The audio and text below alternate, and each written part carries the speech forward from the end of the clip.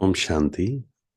किसी ने प्रश्न पूछा है कि मन को शांत कैसे रखें। मन बहुत अशांत रहता है। तो आज हम चार चीजों के बारे में डिस्कस करेंगे। मन को शांत कैसे रखें, या कहीं मन अशांत क्यों होता है। क्योंकि आज की दुनिया में आप देखें तो ज्यादातर लोगों का मन अशांत है ना। 1 in 4, WHO की रिपोर्ट कहती है 1 out of 4 आज डिप्रेशन में है। एंजाइटी, टेंशन, ओवर थिंकिंग, ये तो कह सकते हैं कि 95% या 90% से भी ज्यादा लोग आज ओवर थिंकिंग से या नेगेटिव थिंकिंग से, वेस्ट थिंकिंग से अम, जूझ रहे हैं। राइट। तो आज हम चार चीजें समझेंगे। अगर हम वो करेंगे तो हमारा मन शांत हो जाएगा। सबसे पहला है 3 संकल्प। ये 3 संकल्प हैं, 3 एफर्मेशंस हैं। अगर हम इसको रोज प्रैक्टिस आज से करना शुरू कर दें, जब भी मन अशांत होता है, या वो भी वेट नहीं करनी है कि मन अशांत होगा तब हम ये प्रैक्टिस करेंगे। अगर सुबह उठकर हम इसको प्रैक्टिस करेंगे, दिन भर में हर 1 घंटे के बाद 1 मिनट खुद को याद दिलाएंगे, खाना खाने से पहले, पानी पीने से पहले, और रात को सोने से पहले खुद को याद दिला के सोएंगे, तो आप देखेंगे मन शांत होना शुरू हो जाएगा। क्योंकि ये जो 3 एफर्मेशंस हैं, इसको हमने अपने पे भी प्रैक्टिस किया है और बहुत सी आत्माओं पर प्रैक्टिस किया है जिनके अंदर गुस्सा था, जिनका मन अशांत था। और जिन्होंने दिल से किया इसको और दिन भर किया, बार बार याद दिलाया खुद को, उनके जीवन में चेंज आया। उनका मन पहले से ज्यादा शांत रहने लगा। पहला संकल्प है, मैं शांत स्वरूप आत्मा हूं। इसको आप इंग्लिश में भी बोल सकते हैं, I am peaceful energy. Second है, शांति मेरा स्वधर्म है, या कहें शांति मेरी नेचर है। Peace is my true nature. Third, कोई मुझे अशांत नहीं कर सकता। कोई व्यक्ति, कोई परिस्थिति, कोई मुझे अशांत नहीं कर सकता। No one can destroy my peace. आप ये 3 संकल्प बार बार क्रिएट करिए। खासकर जब भी मन अशांत होता है, अपने आप को याद दिलाना है, मैं शांत हूं। शांति मेरा स्वधर्म है, कोई मुझे अशांत नहीं कर सकता। वो अपना पार्ट प्ले कर रहे हैं, मुझे अपना पार्ट प्ले करना है। ये नहीं कहना ये क्यों ऐसा कर रहे तब मेरे को अशांति हुई। नहीं, शांत रहना है या अशांत रहना है, ये सामने वाला डिसाइड नहीं करेगा। I will decide. This is my responsibility. सामने वाला जो कर रहा है वो उसका कर्म है, उसे उसका फल मिलेगा। मुझे शांत रहना है या नहीं रहना है, this is my choice. But इसके लिए बहुत मेहनत करनी पड़ेगी, हर दिन अपने पे ध्यान रखना पड़ेगा, है ना। ज्ञान, योग, ये सब करना पड़ेगा, तभी एक्चुअल में शांत रह पाएंगे। बाहर वाला कुछ गलत कर रहा है फिर भी शांत रहना है, उसके लिए मेहनत करनी पड़ेगी। मुश्किल नहीं है, पर एफर्ट है, मेहनत है, प्रैक्टिस है। राइट। अच्छा, सेकंड है नेगेटिव कंटेंट। अगर आप सही में शांत रहना चाहते हैं, स्टॉप कंज्यूमिंग नेगेटिव कंटेंट। आज दुनिया में इतना सारा कंटेंट है। खासकर यूथ जब हमें मिलते हैं तो हम उनको एक ही बात बोलते हैं कि इंस्टाग्राम या फेसबुक, उसको बहुत लिमिटेड यूज करना है। क्योंकि उस पर आज इतना सारा नेगेटिव कंटेंट या वल्गर कंटेंट जो है उसको प्रमोट किया जा रहा है। हमें खुद सेफ रहना है। हम ये नहीं कह सकते हैं, जैसे बारिश हो रही है, हम ये नहीं कह सकते कि बारिश हो रही थी इसलिए भीग गए। नहीं, हम छाता यूज करेंगे। राइट। ऐसे ही हम ये एक्सक्यूज नहीं दे सकते आज दुनिया में नेगेटिव कंटेंट इतना है, क्या करें, देखना ही पड़ेगा।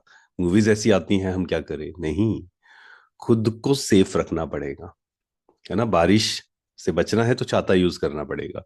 सर्दी से बचना है तो भी हम चीजें यूज करते हैं। ऐसे ही नेगेटिव कंटेंट से बचना है तो मुझे खुद अपनी सेफ्टी करनी पड़ेगी। I can not give this excuse कि क्या करें, नेगेटिव कंटेंट है, क्या करें, आएगा ही अंदर।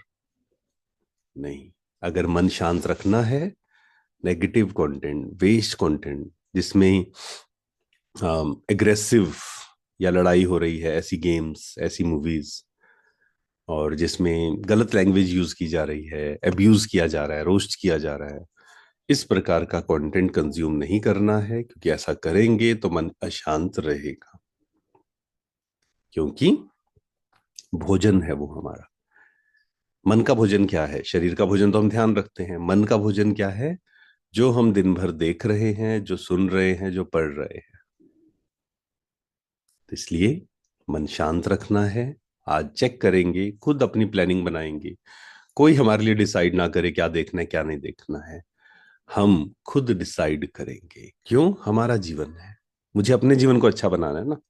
उसके लिए एकांत में बैठना, खुद से चिंतन करना।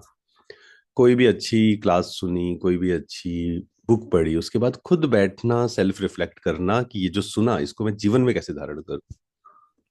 थर्ड है भोजन। जैसा अन्न वैसा मन।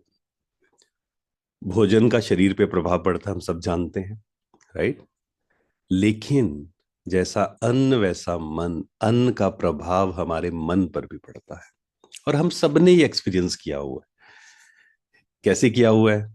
आप देखिए, कहीं ऐसी जगह आपने खाया हो, आप किसी के घर गए जहां इतना ज्यादा प्यार से नहीं खिलाया, तो आप कहते हैं कि चाहे दाल रोटी खिला देते लेकिन प्यार से खिला देते। क्यों हमने ऐसे कहा? वाइब्रेशंस। भोजन कौन बना रहा है, किस वाइब्रेशंस में बना रहा है।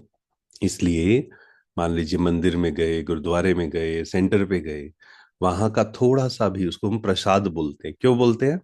चीजें वही है, सारी इंग्रेडिएंट सेम है, पर वाइब्रेशंस, पवित्रता के वाइब्रेशन, शांति के वाइब्रेशंस, खुशी के वाइब्रेशंस, प्रभु प्रेम के वाइब्रेशंस, है ना, वो उसमें गए।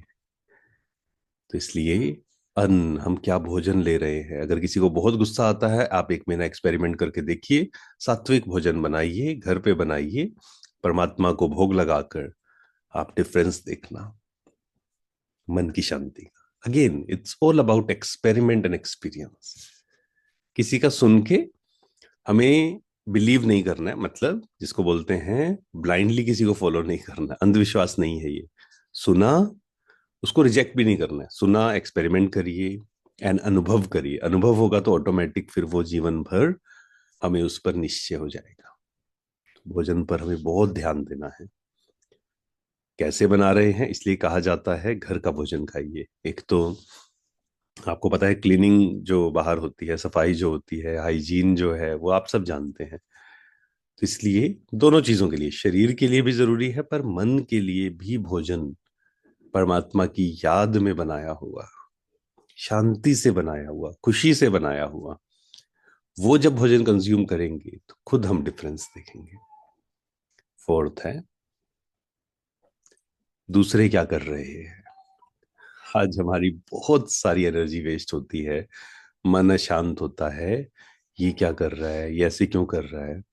और बहुत सारे लोग तो बहुत सारी एनर्जी वेस्ट कर देते हैं, इसमें समय वेस्ट कर देते हैं। और फिर धीरे धीरे उनका संस्कार क्या बन जाता है? हर किसी की कमियां देखने का, हर किसी की कमियां निकालने का। कहते हैं कीड़े निकालते रहते हैं कई लोग। कीड़े निकालना बहुत आसान है, तो कमियां निकालना तो बहुत आसान है दूसरों में से, पर दूसरों की विशेषताएं देखना, उसमें मान लीजिए 10 कमियां हैं, एक विशेषता तो है ना, हम उस पर क्यों ना फोकस करें। लेकिन कई लोग कहते हैं कि नहीं, हम जैसे मान लो माँ है, वो कहती है मैं अपने बच्चे की कमियां इसलिए देख रही हूँ ताकि उसकी कमियां निकाल सकूं, राइट। इसलिए उसको बार बार डांटती हूँ, इसलिए उसको बार बार बोलती हूँ। देखिए, इस बात को बहुत अच्छे से समझें। अगर दूसरों की कमियां देखकर मेरा मन अशांत हो रहा है, मेरे अंदर क्षमा भाव नहीं आ रहा है, तो फिर हम भी गलती कर रहे हैं, हम भी गलत कर्म बना रहे हैं वहां पर। तो दूसरों को समझाना, लेकिन दूसरों को समझाने के साथ साथ उनको साक्षी होके देखना, उनकी विशेषताएं भी देखना, उनको माफ करना, ये भी साथ में होनी चाहिए। तभी हमें अधिकार है दूसरों को समझाने का, चाहे वो माँ अपने बच्चे को समझा रही। तो कहा जाता है पर चिंतन पतन की जड़ है। तो हमें दूसरों की कमियां नहीं देखते रहना है, विशेषताएं देखनी है। दूसरों को ब्लेसिंग्स देनी है, दूसरों की विशेषताएं देखनी है। हाँ, जहां आपकी रिस्पॉन्सिबिलिटी है, मान लो आपका बच्चा है, वहां तो स्ट्रिक्ट होना पड़ेगा। लेकिन कोई अननोन पर्सन है, वहां पर हमें सिर्फ एक काम करना है। कभी भी परमात्मा कहते हैं लो हाथ में नहीं उठाना है। उस केस में क्या करना है? जो भी निमित्त है उनको बता दिया, बस शांत। तो पर चिंतन, दूसरे क्या कर रहे हैं घर में, ऑफिस में, बहुत ध्यान रखना है। ये चार चीजें अगर हम करेंगे, इस पर आप दोबारा से इसको सोचना, दोबारा सुनना, सेल्फ रिफ्लेक्ट करना, और आप इसमें से कौन सी चीज जीवन में धारण करेंगे उसे लिखना भी। Thank you so much. ओम शांति। शुक्रिया।